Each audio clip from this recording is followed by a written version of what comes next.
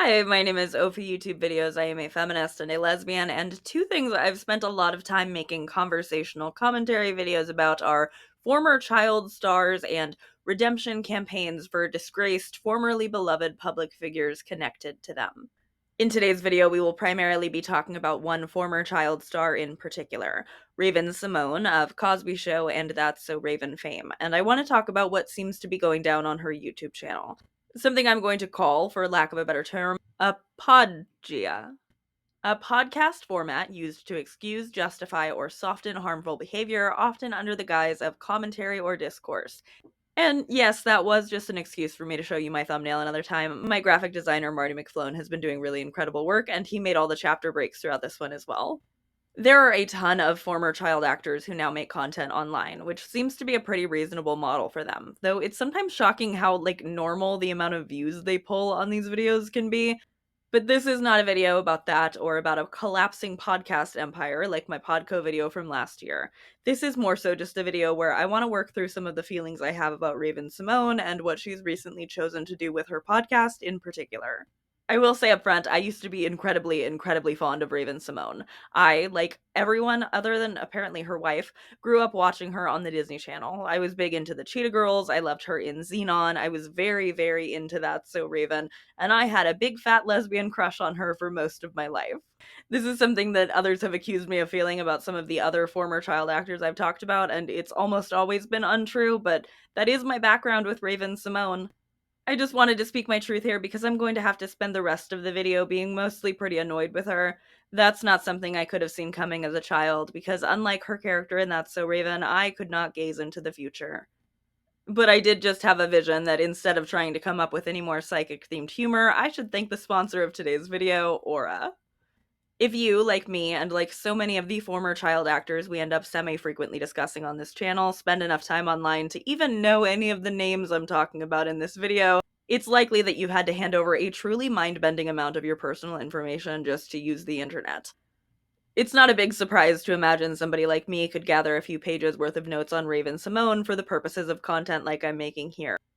But what I think is a little more surprising is how many pages of notes might be available right now on somebody like you, somebody who has neither a YouTube channel or a former career in children's television.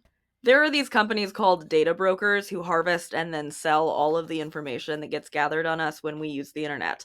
And then they'll compile these big scary reports like this for anyone who wants to buy them. Spammers who fill up your voicemail inbox, scammers who want to tell you about fake job interviews and try to steal your identity, even stalkers. They'll sell it to whoever wants it. And there is a truly startling amount of information on these reports.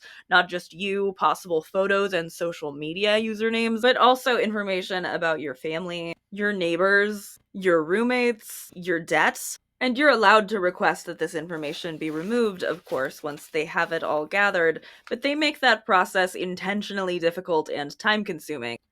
But even if they didn't, there are so many data broker companies out there that, at least to me, the concept of having to identify each one myself and then contact them to beg to take down my information and then have to remember to follow back up and make sure they don't just relist all of this a few months later is completely overwhelming.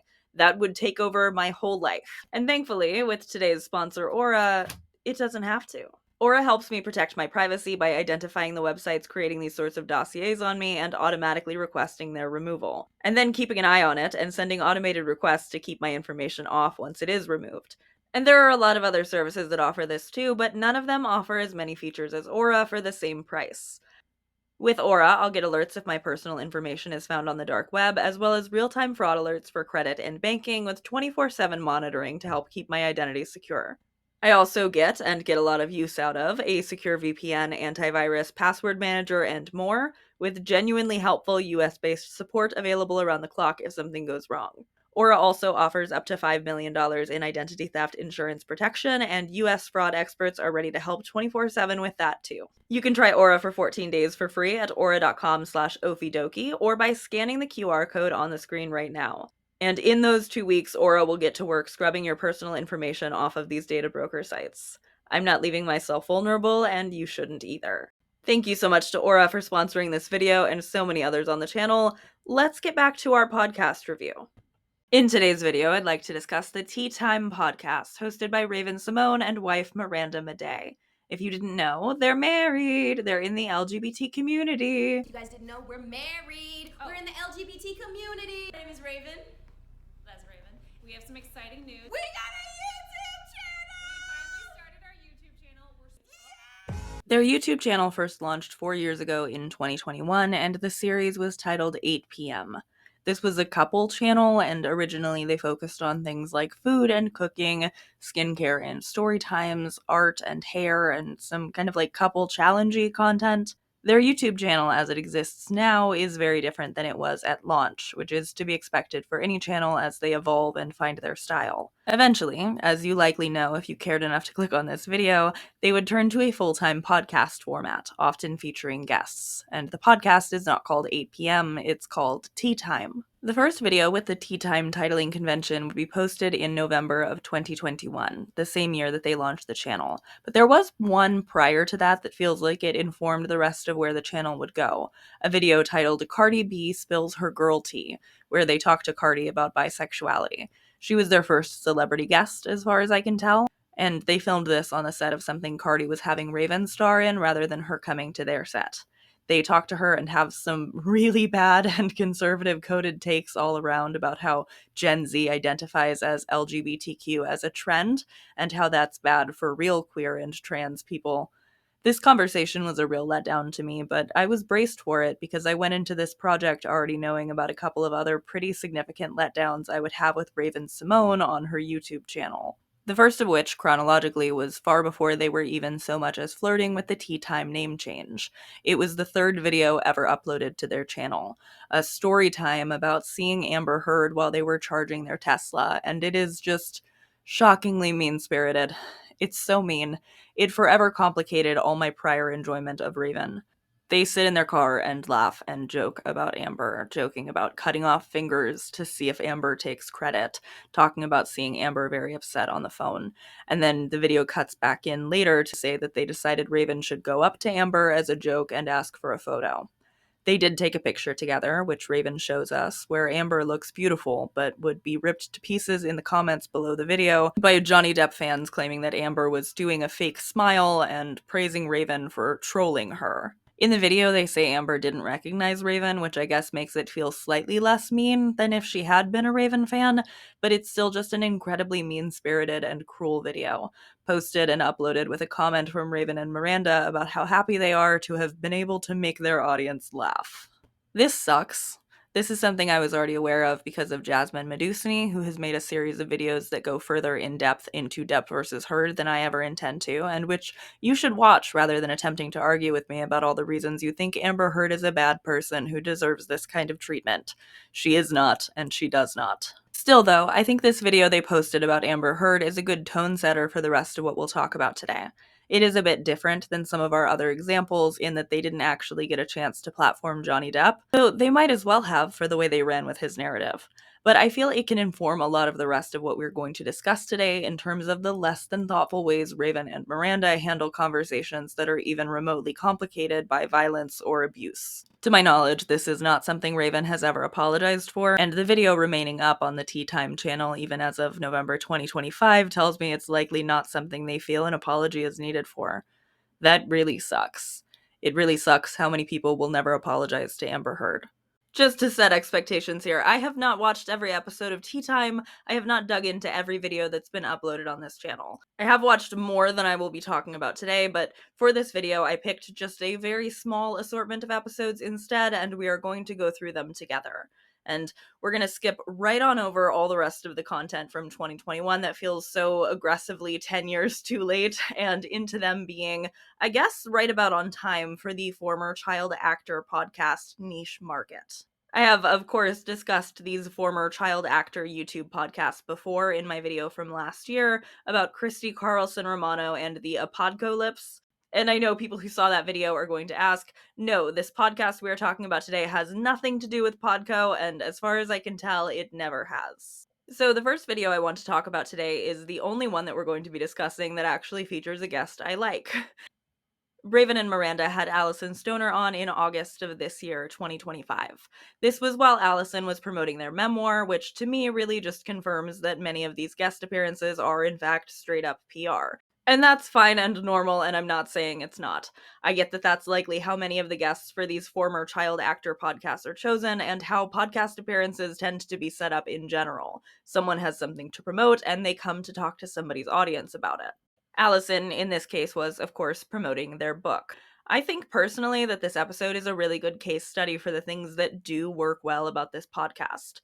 Raven-Symone is obviously very charming and endearing, and the shared history of both of them working on Disney Channel at the same time makes for fun and engaging conversation to watch.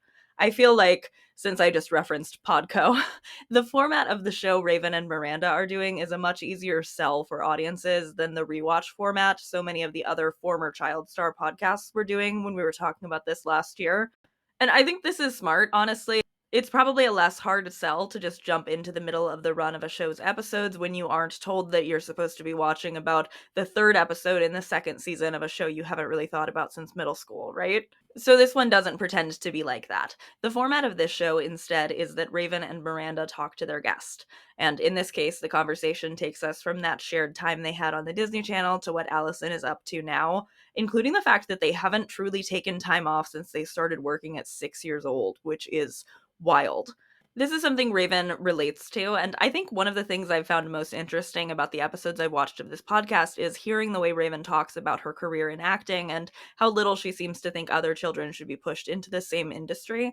She's much less of the activist type than some of the other former child actors we see talking about this, like Alyson Stoner, like Demi Lovato, but it's definitely still something that she thinks about. So then for this episode, and in their typical episode format, they move into pulling the episode topic from a teapot and discussing that. After that, the episode ends with a toast, usually. There is a deviation in one of the episodes we're going to talk about today, but in most of the episodes I watched for my little study of this podcast, that's the format it takes. They do the tea time topic towards the end, and then they end with a toast, and they typically toast to their guest. I enjoyed myself watching this episode in a way that I was not able to allow myself to with some of the other guests I watched.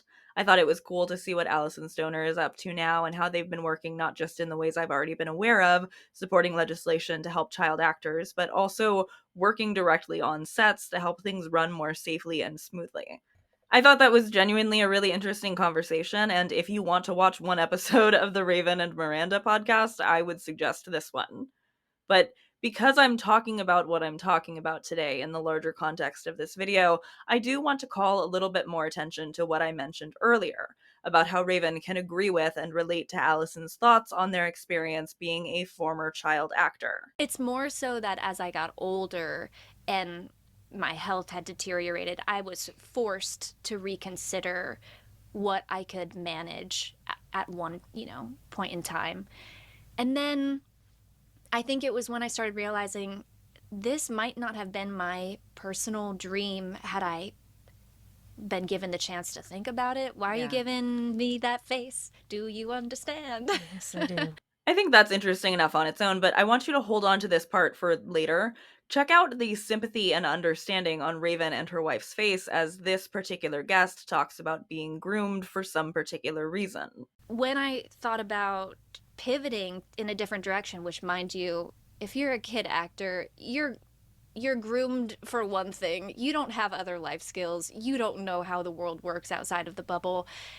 It was going to be a long time before I felt like I could actually make a shift, but my body just started resisting the process. There's empathy and understanding here for this, when it's an experience that so mirrors Raven's own, and when the person here for PR is saying one thing.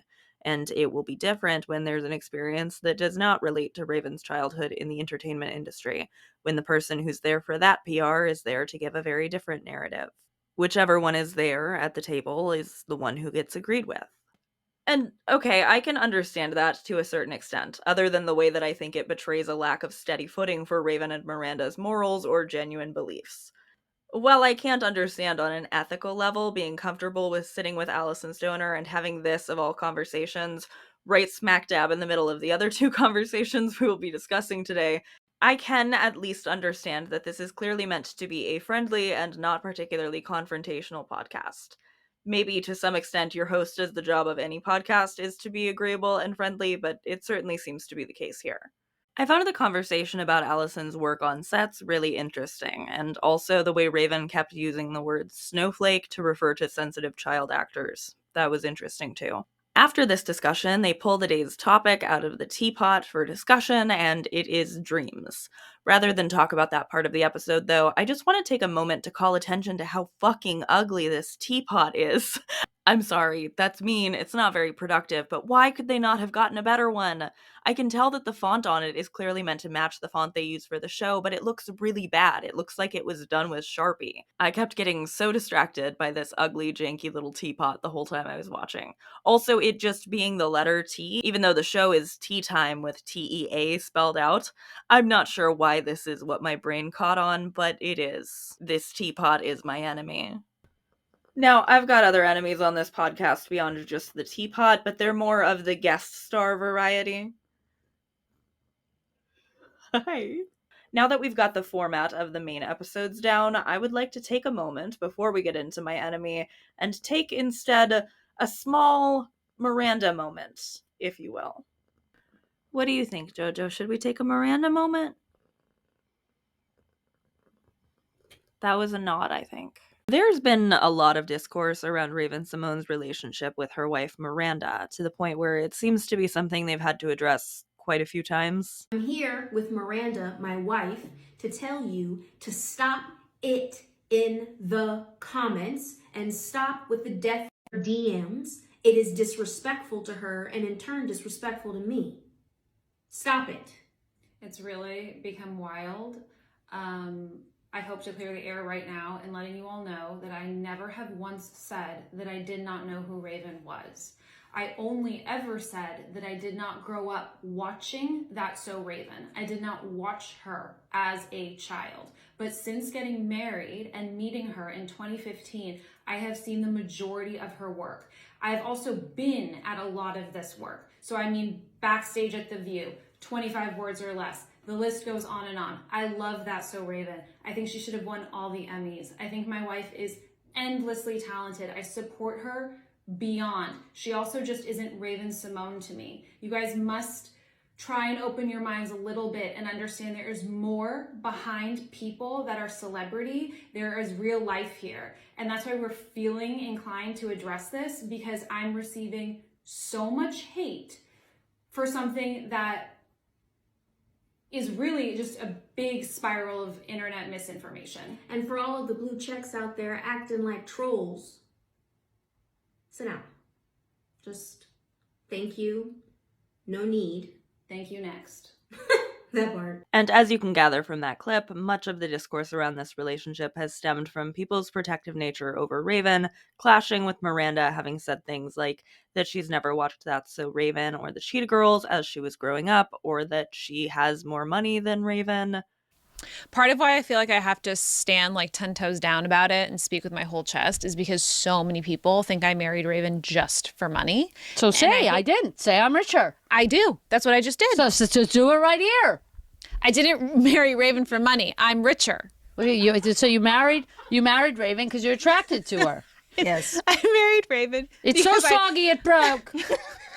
I married Raven because I'm really attracted to her, even her boobs, and she might remove them, and that's fine with me because I don't care. As always, there are differing levels of quality to this discourse, depending on who's presenting it. Myowa from Myowa's World made a thoughtful video about this, desirability, jealousy, and love, and that video is how I even learned that Raven and Miranda have a podcast in the first place. I'm going to link to it in the description if you would like to watch it for yourself. And here's my whole theory with Raven and Miranda. I think there's a dynamic where Miranda is competing with Raven. Miranda is, I don't want to say the word is jealousy, but it could be that word. There's a level of uncomfortability that comes across with how Miranda interacts with Raven. And it feels like she tries to overcompensate for that level of ongoing current of uncomfortableness that she feels. And then I would say that I think Raven enjoys that Miranda has a level of uncomfortability or is competing with Raven. Like, I feel like a lot of people talk about how, oh, Raven, get out, you're in the sunken place, you need to get out. I don't think she wants to get out, y'all. I think she's actually very comfy where she is with this white girl who's fighting to kind of dominate her. Like, I think that she enjoys it because one thing about it, I'm really big into like reading people's faces or how they appear afterwards.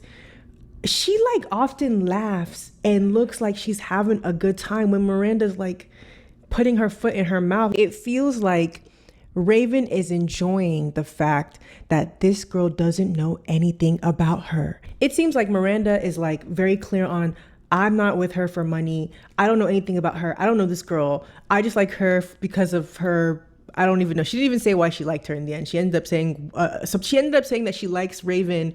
She likes a body part on Raven that Raven doesn't even want there. So I don't even know why she likes her. But it's like, there's clearly an exchange that you want here, right? Like you have the money. A lot of white girls, they will have the money. But what you want is the popularity and the fame that Raven effortlessly has. That's what you want. And so I feel like you don't want to admit that. And y'all just keep doing this weird back and forth. Like, but it's like Raven was like, no, tell her, babe. Tell her, babe. Tell her about how you didn't know who I was. Tell her. Like, there's something eerie. One thing I particularly like about this video compared to some of the other commentary I've seen around this relationship, like in the comments underneath the tea time videos themselves, is that Mayowa doesn't need to undermine Raven's autonomy in this relationship.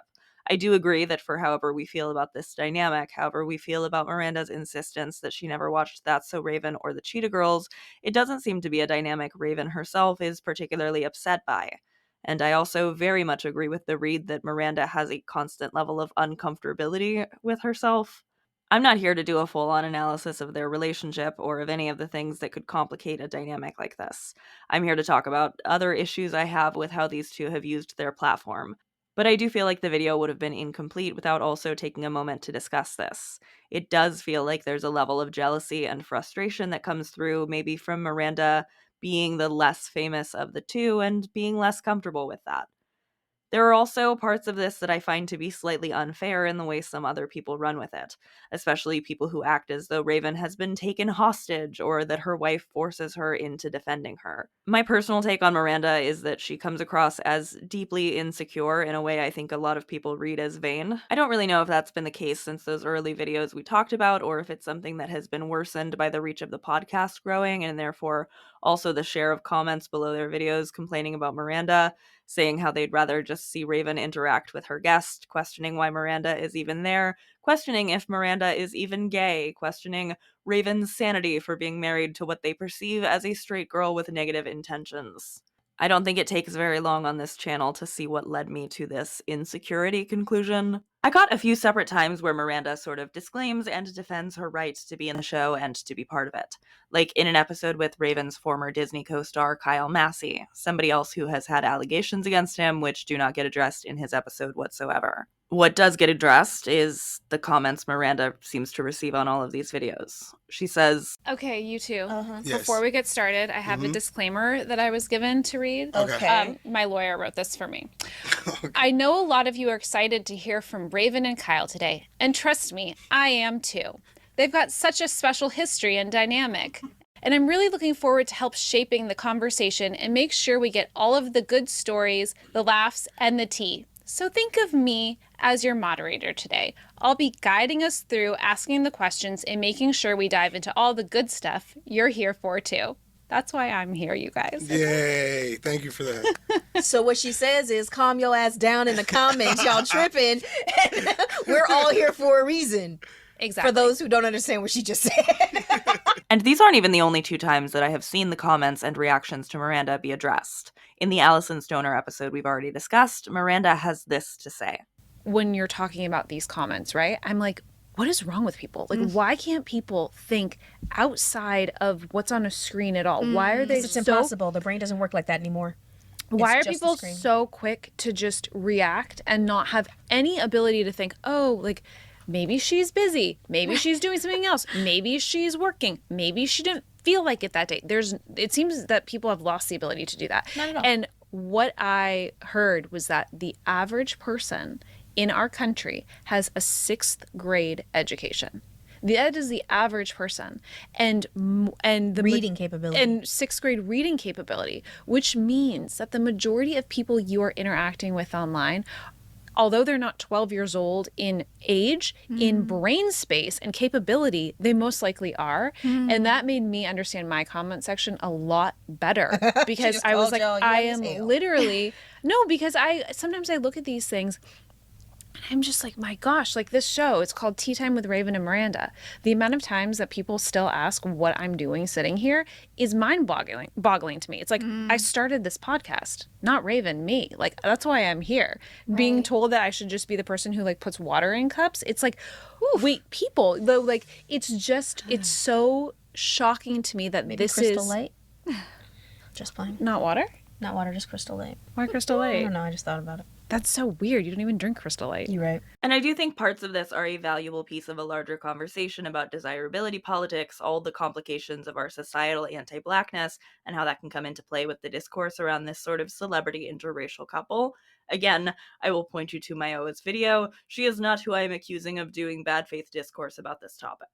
When it comes to other people's commentary, though, I think another set of complications that are injected into this discourse are things like lesbophobia, faced by Miranda, but also very much so faced by Raven, who is not only a woman of color, but also the more butch-presenting one in the relationship, and obviously has to deal with not just racism, but also other forms of bigotry that come along with that. Again, we have the questioning of whether Miranda is gay, which carries with it an implication that Raven is stupid and has been taken in by some straight girl who's only faking it. I just would be lying to you and to myself if I said that I didn't feel like a large portion of the negative commentary I see about Raven and Miranda's relationship in the comments under their videos and TikToks doesn't feel like it's all at least informed by homophobia, at least on a subconscious level. And then there's also the fact that Miranda is openly neurodivergent. She's spoken on the podcast about having been somewhat recently diagnosed with ADHD and about having struggled to make and maintain friendships throughout her life. I'm very much not saying that her neurodivergency has to or even should make you like her, but I do think very often a lot of the bad vibes people identify in women in particular, but also anybody who exists on the neurodivergent spectrum, are at least partially informed sometimes by a subconscious ableism. And I mean, how subconscious is it really when one of the things being complained about in the comments section under her videos is her use of a fidget toy? There's a bunch of self-congratulating comments doing the sort of bullshit body language pseudoscience I hate, even when it's used against women I don't think particularly highly of, insisting that her use of a fidget during the conversation with Kyle Massey is because she's upset and jealous and feeling left out, and not just assuming that it could be stressful and nerve-wracking to film and maybe she wanted something to do with her hands. And I'll just remind you here, the whole context of this video is that I am being critical of these women and what they are doing with their show. And I'm sure even this tepid defense of Miranda and Raven will make people roll their eyes, but I am who I am, and my brain does not allow me not to notice when the way women are being treated is maybe a little bit unfair. And these are the things that I've identified that make these reactions to Miranda and Miranda's reaction to those reactions make sense in my brain. As I've already said, my reading on Miranda is that she's mostly just deeply insecure and probably, given her openness about having ADHD, pretty rejection sensitive. She's really defensive of her role as a producer on the podcast and against people who wish that she wasn't there. And just like I can't say that I blame the people who are bothered by things like her delivery when she insists that she has more money than Raven did, I also can't say that I really hold Miranda's feelings of upset about some of the mean comments she gets against her. I'm sure it's a lot to deal with for both of them.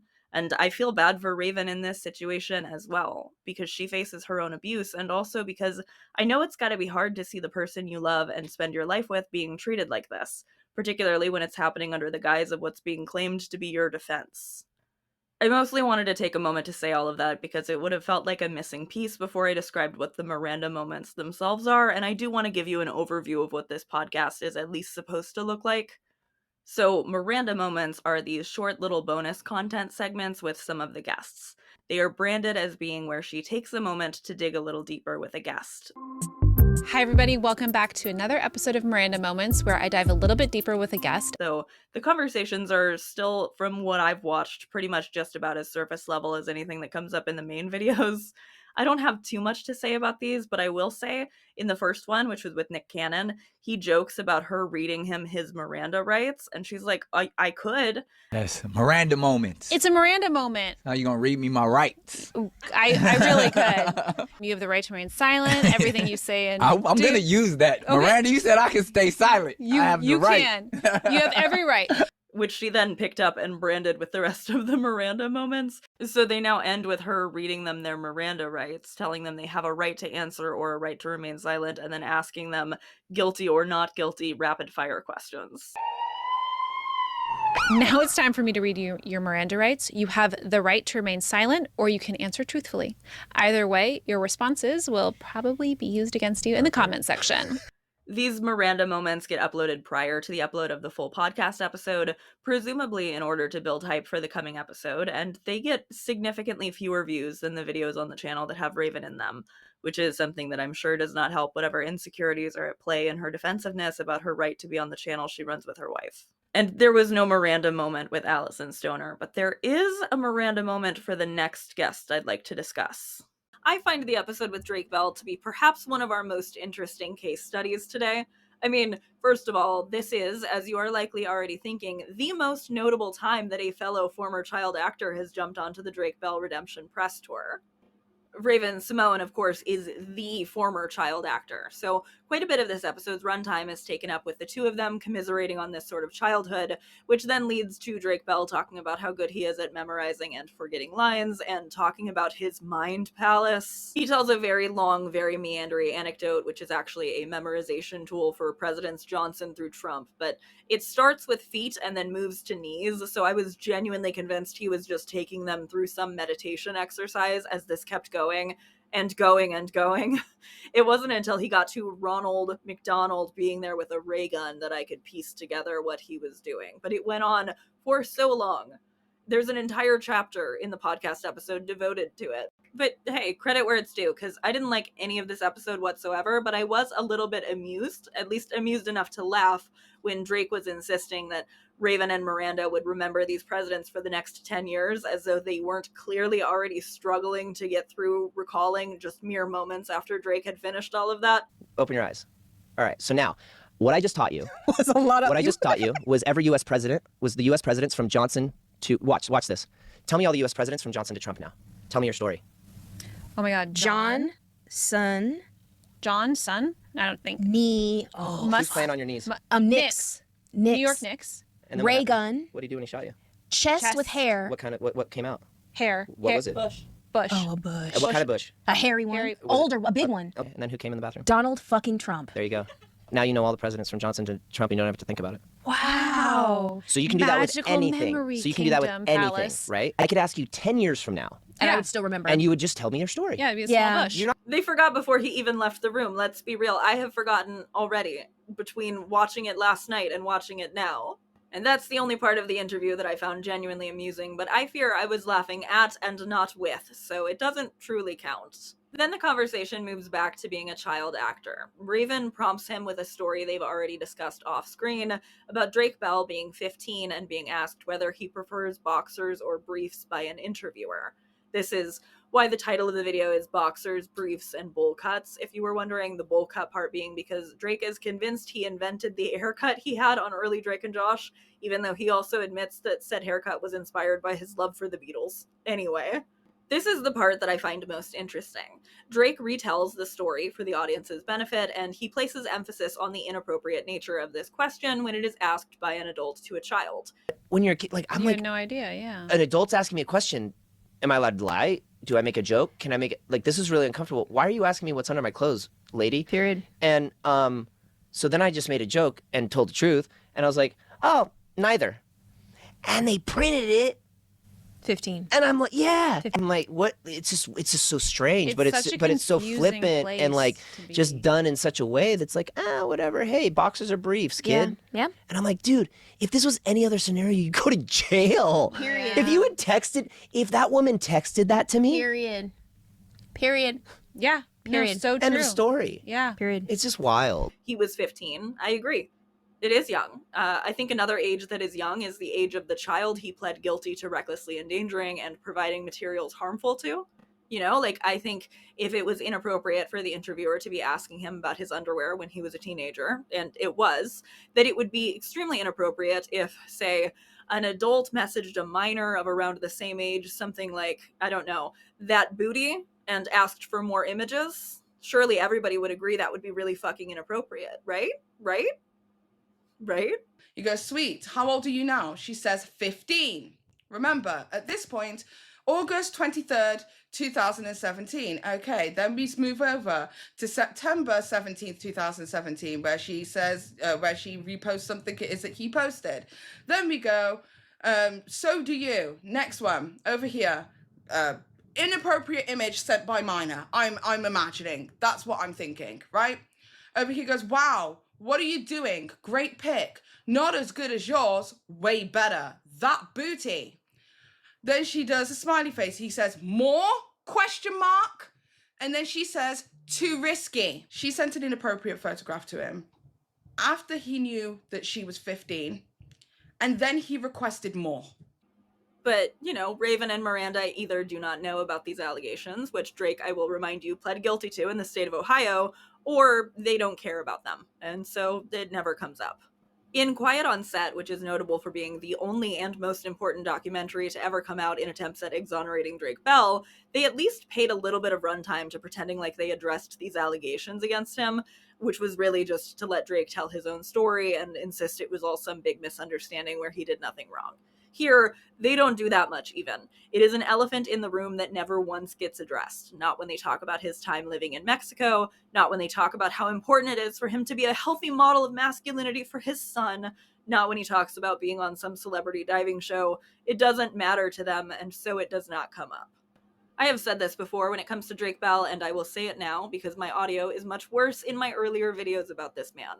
This feels like one of many times in either the things Drake Bell himself says or in just the general discourse around him, where it feels very transparent that the cultural understanding of a 15-year-old boy would be that he is significantly younger than a girl of the same age who has been victimized. This does not mean, as so many people accuse me of, that I do not think it is bad when young boys are victimized. I obviously do. I have said so on many occasions and also am not a monster. But I think that there is more irony than almost anybody is willing to name in the refusal to acknowledge the similarity in age between Drake Bell and the victim he pled guilty to recklessly endangering. And of course, this victim, the most high profile of Drake's victim, is not the only one who goes entirely unmentioned in this conversation. Raven and Miranda have no interest in pressing Drake about the ex-girlfriends who have alleged abuse, who are frequently forgotten in discussions that want to begin and end with trying to undermine Drake's victim from the Ohio case and to exonerate him. And sure, maybe you're thinking to yourself that it's to be expected that this would go unmentioned in some casual former child actor YouTube podcast, but this podcast isn't just that. It also has Miranda moments. So what does Miranda choose to dig into with him here? The concept of reinventing yourself and starting over, which he jumps to use to try to correct the record and say that it was actually just a big joke when he changed his name on Instagram to Drake Campana and that he wasn't truly running away to Mexico. He also talks about quitting drinking as a way of reinventing himself. And another elephant wanders into the room when he's very, very passive about how things would happen when he got drunk. Oh, you know what? I'm going to stop drinking because when I drink, these things happen and I get okay, common denominator is drinking, that these things happen. Okay, well then I'll eliminate that. Things that would seem really familiar to people who have taken the time to read what his former girlfriends have alleged about him, but that can be read in good faith by people who are buying into the apologia provided by this podcast, and also by the fans of this man who show up in the comment section of this and any other video that works to exonerate their boy and love bomb whatever creator is most recently stupid enough to fall for the whole thing. So 11 years later, Melissa comes forward on TikTok. This is 2020, so it's during COVID-19 lockdowns, quarantines, etc. Melissa comes forward on TikTok and begins to describe and make abuse allegations about her relationship with Drake Bell. She accused Drake of emotional abuse during their relationship, but she also accused him of physical abuse. And she would expand on this later in an interview with the Daily Beast in 2021. She said that Drake would drag her down the stairs in their home and her head hit every step on the way down. Jesus. She said that Drake tried to hold her down in the bathtub while burning her with hot water from the tap. And after Melissa posted her story on TikTok, she received a lot of outreach from other women who had dated Drake, as well as fans of Drake who had allegations of their own. Unsurprisingly, none of this is touched. Not in the main podcast episode, not in the Miranda moment. The whole thing is just a total softball. It just seeks to humanize Drake Bell as a fellow former child actor and to provide him with a platform to be, I guess, charming on. To provide him with Raven's platform specifically. They just don't touch it at all, and I guess I could try to extend a little bit of understanding to Raven and Miranda based on that. As I said, and yes, even with the Miranda moments, this podcast really is not the format that is going to be holding Drake Bell's feet to the fire. Also, he wouldn't even show up on a podcast like that anyway to have that sort of interview. From personal experience, I would say that he prefers instead to find small YouTube creators to leave like 16 comments on when they make a critical video about him. And yeah, I have personal frustrations, irritations, and letdowns with Raven's decision to offer an abuser her platform and endear them to her audience. But I could at least acknowledge that it just isn't the kind of show she's making over here where she would, even ask somebody to talk about it and give their side of something. Clearly, she talks about everything else with them.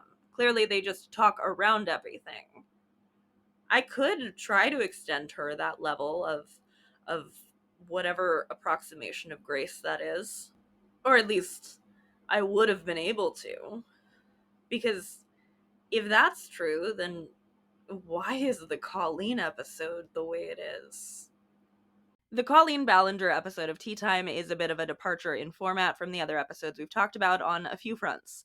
First of all, there is no Miranda moment with Colleen. I have no idea why this is, but I will allow that there only seems to be a Miranda moment for every few episodes. So, notable here in that there was a Miranda moment taken with some of the other alleged predators on the podcast and not with Colleen, but not in terms of it being the only episode that doesn't get a dedicated Miranda moment. Another departure in this podcast episode's format is a piece they filmed for the beginning of the episode, where they set up who their guest will be. And Raven is upfront in this disclaimer that they don't intend to go into every detail, which I guess on its own is fine, but some of the details they do choose to go into are just entirely wrong, or they provide odd levels of cover for Colleen and the things that she did.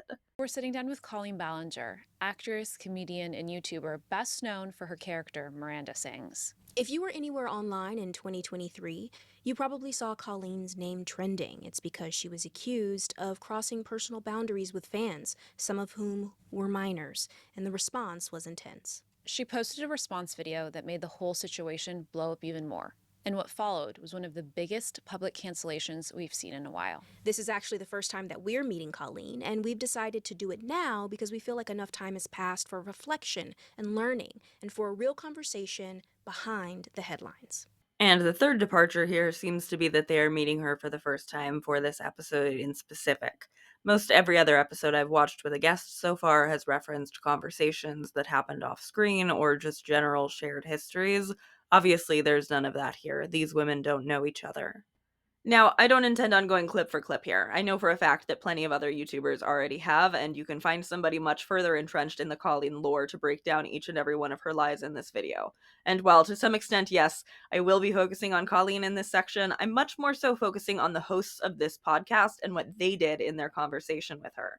Because the thing is, it's not really new information that Colleen Ballinger self-victimizes about her cancellation, or that she doesn't seem to understand the gravity of the way she behaved toward the children she had in group chats with her. It's not new information that Colleen Ballinger is comfortable with lying. And she does lie in this, outright as well as by omission. One of the most glaring of which cases, to me, was when she just goes along with Miranda's fully incorrect assertion that Colleen has taken 2 years offline. Because what you've had to endure is a big learning lesson. It's a masterclass beyond. And it has, I think, brought you to your knees. It has made you, as you said, more anxious. It's shifted your perspective. You had to take 2 years away. You haven't been online. I mean, it really kind of changed your life. So, what do you think the lesson is for your soul, your being on Earth right now? There are so many lessons. I mean, This part is particularly galling to me, not just for Colleen's willingness to pretend like she hasn't been uploading super frequently on her vlog channel for the sake of the better narrative being presented here, and also how it backs her into needing to answer the question at the end of the podcast about what she's up to now and where people can find her with a dismissive, no, who cares about me? Do you want to touch on what she's doing now? no one gives a shit what I'm doing. Who cares? They'll come, they find me. Just say it. So we can have it. Yeah, I'd be like, well, you can find me at follow me on Instagram. Oh my god. This is what I mean about wanting to focus a little bit more so on the hosts of this podcast. This really betrays to me the lack of research Miranda and Raven seem to have put into this episode prior to sitting down to film it. What do you mean? What do you mean she took 2 years away, Miranda? Colleen was posting about her rock collection within months of the toxic gossip train fallout. It takes ages and ages to scroll back to high on her vlog channel, but it very much remains up there, despite all of her talk in this podcast episode about how ashamed she feels of how she handled it. Colleen very much has been online since her cancellation. So then, to me, it kind of begs the question. If Miranda doesn't know enough about her guest to check and see if she has been active on her second channel, why is she doing this podcast? And more importantly, what is she seeking to accomplish with it? Because we could answer the why pretty simply. They assumed, correctly, that a video where Colleen Ballinger addresses her controversies would perform well. And it has. This episode with Colleen has massively outperformed not just at least the last dozen videos uploaded before it, but also the episode posted most recently after it. But that still begs the question of what's being accomplished here, no matter how intentionally or unintentionally. My answer to that question is actually also pretty simple. Apologia. They are here to do Colleen Ballinger apologia, and they're here to do it in a much more direct way than they did for Drake Bell. Because where Drake Bell got to fully avoid and skirt around the misconduct he pled guilty to, Colleen Ballinger is asked to talk about her own misconduct. And even in the very rare moment where Raven will try to actually press her on something, I have a clip where Miranda just panics and walks it back. She softens the accusation in a way that feels completely unjustified to me and everyone I watched this episode with. But if you could explain why there is a clip of YouTube of a little boy eating Cheetos out of your pants, could you explain that for the audience, please? Pulling Cheetos. That makes it sound more egregious. Like he's physically eating out of her pants. He wasn't. He was taking one. Oh, he was taking a... See? That's how things get twisted. Right. Yeah. So could you explain it, please? What the hell is the point of that? I'm sorry, what could the point of that clarification possibly be? I don't know what Miranda was imagining that she thinks is so much worse than it sounds, because what's being described sounds pretty bad and pretty accurate. But Raven just immediately accepts Miranda's walkback, and they don't go and pull up the clip. Well, I mean, what a crazy thing to hear, that there's a woman on stage and there's a young person taking food out of her pants and eating it on stage. I mean, that's crazy. They don't do that about this. They don't do it about the toxic gossip train song. They don't do it about any of the instances of her gross over-sexualized humor as her character. The thing is, we can take all of this in context. This weird mix in the episode of what appears to be familiarity with the subject, but also an absolute willingness to not only take Colleen at her word, but also to put some of those words and excuses directly into her mouth for her before she even has to. I very much, I should have never done that. That was crazy of me. It wasn't in a grooming fashion. Absolutely not. It was in a stupid fashion. And it feels weird, right? At some points in this episode, it really feels like they are just moving down a checklist, addressing everything Colleen would have wanted the chance to address and reframe. She diverts the blame off of herself for sending lingerie to a young fan, plays it off as being dumb and not knowing better, and also as though she was meaningfully pressured into doing so by a child who she likes to use the term younger person for. Colleen is granted the chance to address and minimize the story of the yoga challenge. Not only is Colleen's explanation for herself here essentially the same as her "a few years ago I made a fart joke" line in Toxic Gossip Train, But I have a real issue with the way Raven set this question up, acting as though the fan who came forward about her experience did not realize that she was upset until much later, when the video in question where she came forward about her experience, she talks about feeling uncomfortable in the parking lot that night. The victim here, and all of the victims who are discussed, are completely decentered in favor of Colleen's perspective, and I guess that's just a carry-on effect of her being the one who is here, but it's deeply upsetting when they are dragging these stories back up only to discredit them and not to support the survivors who spoke about them. Colleen approved of being on an interview and talking about this and having everything drug back up, and those children did not. These are young people who, in many cases, when this was all coming out in 2023, were speaking about how awkward and uncomfortable it was for this to all be so well known in their school experiences. And if I'm upset by this being drug back up without their permission, I can't imagine how upset they are, which is why I'm staying kind of light in terms of actually showing what these people have said. They didn't ask for this to be reopened. And of course, there are parts that just aren't reopened at all. Does Raven not know about Colleen's brother messaging fans, or does she just not care?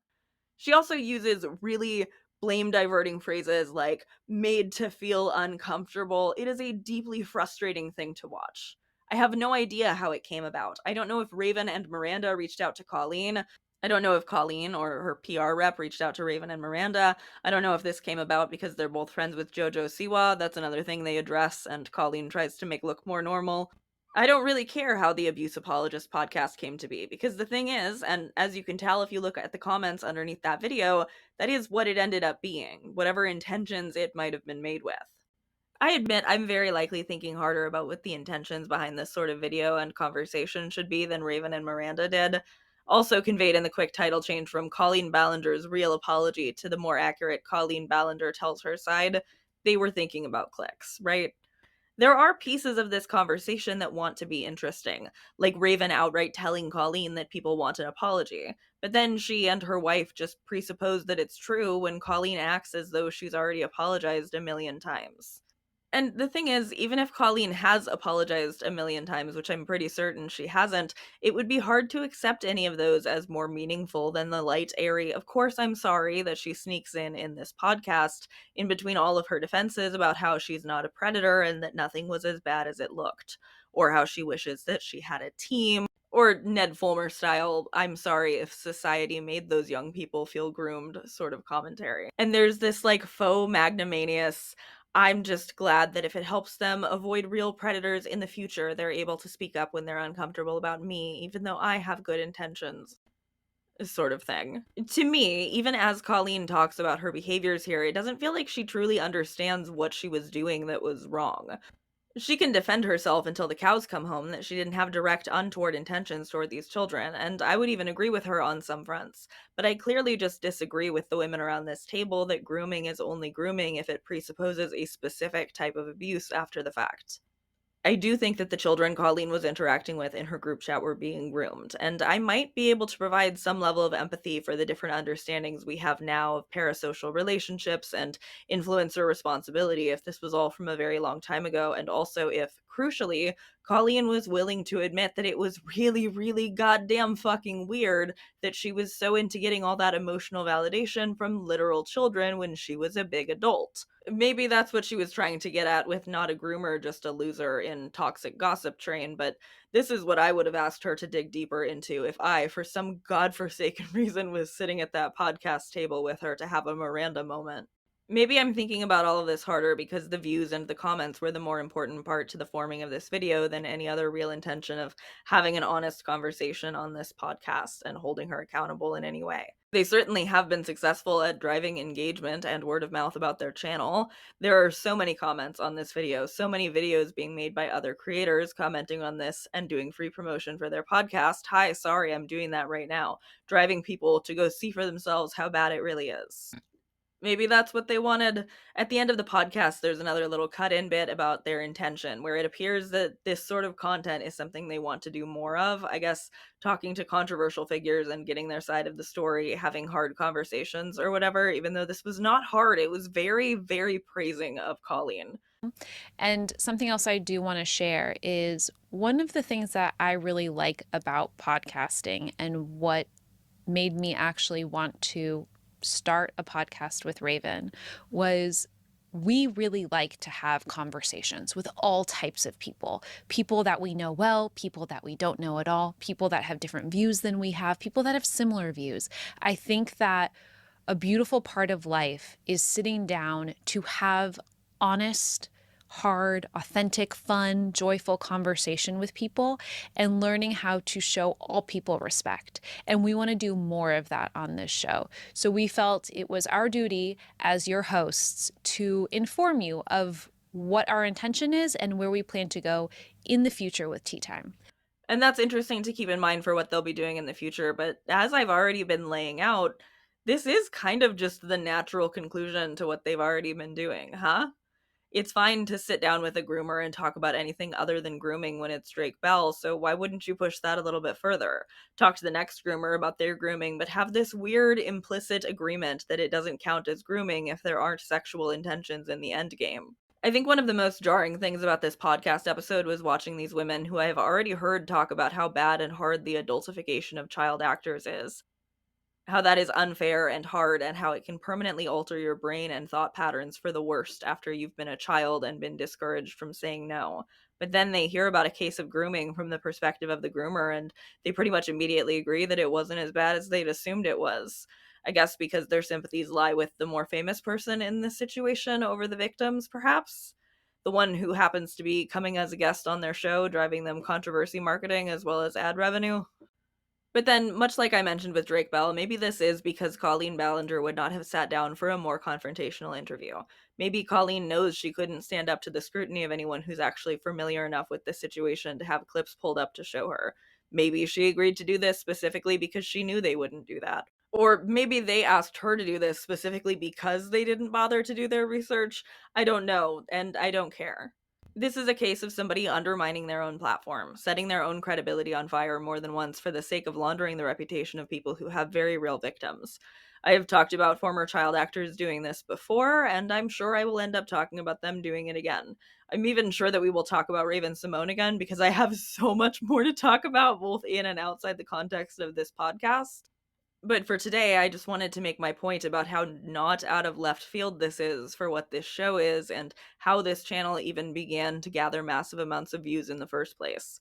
I see the through line from that video making fun of Amber Heard to the videos humanizing abusers and groomers and predators. I see the through line between not researching adequately for your interview with Colleen Ballinger after having a guest on after Quiet on Set who specifically requested to come on and talk about a documentary that he didn't even watch just just for the sake of defending that his own personal experience working with Dan Schneider was a lot of fun for him. Which is also the reason why I thought it would be better for me to have this conversation, especially with Raven. You know, she's experienced being a child star. I know what it's like being on a, Nickelodeon sitcom in this particular case. I haven't watched the documentary. I will let that be known. We watched it. We did.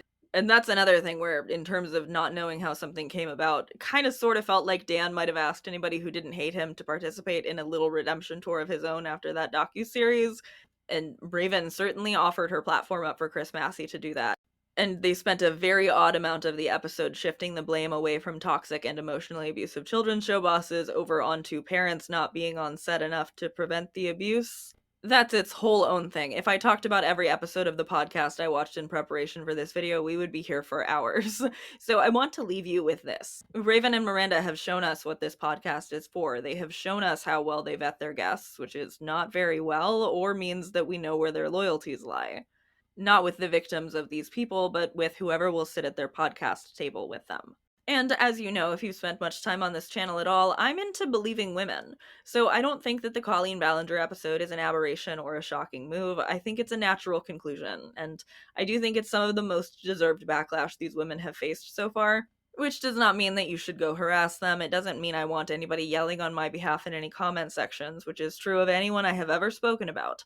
But it does mean that after spending my last couple of weeks digging into all of this, all I can say is that I am disappointed but not surprised.